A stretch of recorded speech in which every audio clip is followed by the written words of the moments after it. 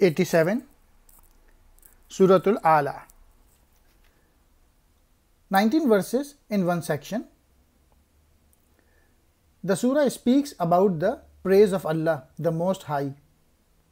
He created everything. He created the human being and gave him capacity to make progress. Man can make progress if he obeys Allah's rule. The Qur'an is the message from Allah and He will guard it. The Prophet should continue giving the message to others. Those who accept it will benefit from it, but those who reject it, they will be the losers.